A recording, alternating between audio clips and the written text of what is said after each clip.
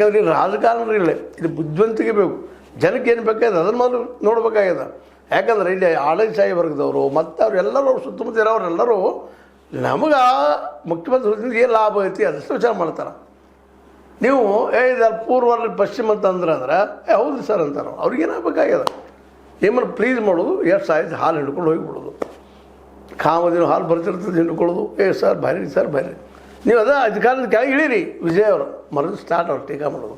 ಈಗಾಗಲೇ ವಿಜಯ್ ಅವರ ಇತಿಹಾಸನ ಗಮನಿಸಿದಾಗ ಅವ್ರ ಹೆಂಡತಿ ಅವ್ರ ಮಕ್ಕಳ ಜೊತೆಗಿಲ್ಲ ಅನ್ನೋದು ನೋವಿನ ವಿಷಯ. ಅವ್ರು ವೈಯಕ್ತಿಕ ಬದುಕನ್ನು ಮಾತಾಡಬಾರ್ದು, ಬಟ್ ಅಲ್ಲಿ ಸೋತಿದ್ದಾರೆ ಅಂತ ಹೇಳಬೇಕಾಗ್ತದೆ.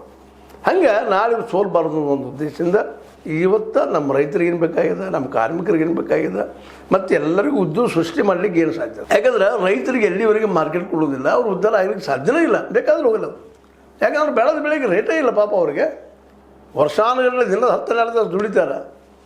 ದುಡಿದ ಅವರಿಗೆ ಲಾಭದ ಉದ್ಯೋಗ ಇಲ್ಲ, ಮತ್ತು ಹೆಂಗೆ ಬದುಕಬೇಕು? ಅದಕ್ಕೆ ಇವತ್ತಿಗೂ ಬಡ ರೈತನ ಅದನ್ನು ಅವ್ರಿಗೇನು ಪರಿಹಾರ. ಮತ್ತು ಭಾಳ ಮಹತ್ವದಂದ್ರೆ ಪ್ರತಿಯೊಂದು ಮಗುವಿಗೂ ಈ ದೇಶದಲ್ಲಿ ಹೈಯರ್ ಎಜುಕೇಷನ್ ಫ್ರೀ ಆಗಲೇಬೇಕು. ಈಗ ನೋಡಿ ನೀಟ ಎಂಥದ್ರಿ ಮಕ್ಕಳಿಗೆ ಪಾಪ ಅವರು 1 ಲಕ್ಷ 2 ಲಕ್ಷ 5 ಲಕ್ಷ 10 ಲಕ್ಷ ಖರ್ಚು ಮಾಡಿ ಲೋವರ್ ಕ್ಲಾಸ್ ಮಂದಿ ಖರ್ಚು ಮಾಡಿ ಎಕ್ಸಾಮ್ ಕೂತಿರ್ತಾವೆ ಹುಡುಗರು ಇದೆಯೇನು. ಅದಕ್ಕೆ ಗೌರ್ಮೆಂಟೀಕರಣ, ಅದು ಸರ್ಕಾರೀಕರಣ ಆಗಿ ಎಲ್ಲರಿಗೂ ಫ್ರೀ ಹೈಯರ್ ಎಜುಕೇಷನ್ ಕೊಡ್ತಪ್ಪ ಅಂತಂದ್ರೆ ಸಹಜವಾಗಿ ಅಲ್ಲಿಂತ ಆಗೋದಿಲ್ಲ. ಯೋಗ್ಯರೆಲ್ಲ ಆಯ್ಕೆ ಮಾಡೋಕ್ಕೆ ಪ್ರಯತ್ನ ಮಾಡೋಕ್ಕಾಗಿದೆ, ಅದು ನಡೀತಾ ಇಲ್ಲ ಅಂತಲ್ಲ. ಆದರೆ ಅಟ್ಲೀಸ್ಟ್ ಖರ್ಚು ಉಳಿತಿದ್ದು ಮಕ್ಕಳದು.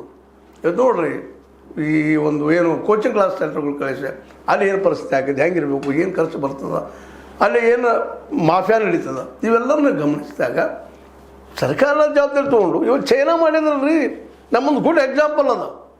ಶಿಕ್ಷಣಕ್ಕೆ 20% ಖರ್ಚಿಟ್ಟ ಚೈನಾ ಇಡೀ ಜಗತ್ತಿಗೆ ಒಂದು ಮಾಡೆಲ್ ಆಗ್ಯದ. ಹೌದು, ಕಮ್ಯುನಿಸಮ್ ಇರ್ಬೇಕಲ್ಲಿ, ಮತ್ತೇನೋದು ಅವ್ರು ಇಲ್ಲಂತಲ್ಲ. ಆದರೆ ಕಮ್ಯುನಿಸಮ್ ಅನ್ನುವಂಥ